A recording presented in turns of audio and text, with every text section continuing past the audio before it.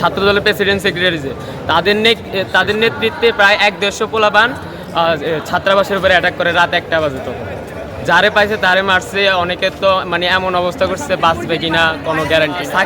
সাকিব একজন আমার ফ্রেন্ড হয়, ইন্টারমিডিয়েটে পড়ে। ও কোনো রাজনৈতিক সংগঠনের সাথে জড়িত নেই। ও শুধুমাত্র আমাদের সাথে মাদকের বিরুদ্ধে গিয়েছিল কেন, এই কারণে তার উপরে অ্যাটাক করে। আমরা কলেজ দুপুরে কলেজে গিয়েছিলাম। কলেজ থেকে আসার পরে ছাত্রাবাসে আমরা খবর পাই যে তরুণ সমর্থক কিছু তেজগাঁওয়ের প্রেসিডেন্ট যে ছাত্র দলের প্রেসিডেন্ট যে, তো ওনার সমর্থক কিছু হলের 3য় তলায় মাদক সেবন করতেছিল। তখন আমরা সাধারণ শিক্ষার্থীরা বাধা দিতে যাই। বাধা দেওয়ার পরে তারা বিচার বলছে যে এটা বিচার করতে। আমরা বিচার করছি, তো প্রেসিডেন্টের কাছে নিয়ে গিয়েছিলাম বিচারের জন্য। নিয়ে যাওয়ার পরে তো তরুণ ভাই এক পক্ষ বিচার করছে। উনি বলছে যে মাদক সেবন কারা করছে, তাদেরকে তরুণ সমর্থক, হ্যাঁ, তাদের মুমিন নামক একজনের কথা বলছে যে আমরা ওর ওর ফ্রেন্ড সার্কেল, ওরাই করছে এগুলো। করার পরে তরুণ ভাই বিচার করছে। বিচার করার পরে আমরা বলছি আপনি প্রেসিডেন্ট, সংগঠনের প্রেসিডেন্ট, আপনি যেটা করবেন সেটা আমরা মাইনে নিলাম।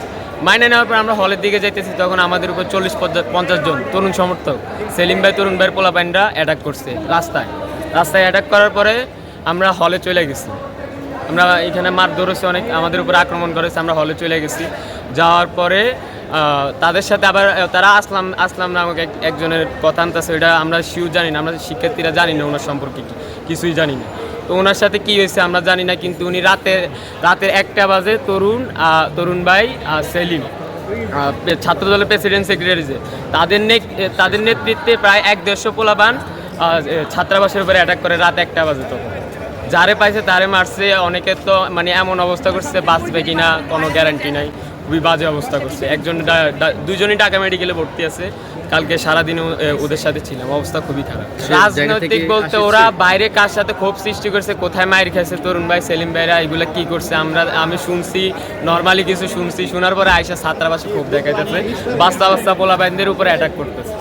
ইন্টারমিডিয়েটে পরে এদেরকে সন্ত্রাস বানাইছে। এরা ইন্টারমিডিয়েট সন্ত্রাস বলতে এরা কি বুঝবে? ইন্টারমিডিয়েটে পরে ওদের সন্ত্রাস বানিয়ে দিচ্ছে। একটা ট্যাগ দিয়ে একটা ওয়ে দেখায়া জাস্ট অ্যাটাক করা। সাকিব একজন আমার ফ্রেন্ড হয়, ইন্টারমিডিয়েটে পড়ে। ও কোনো রাজনৈতিক সংগঠনের সাথে জড়িত নেই।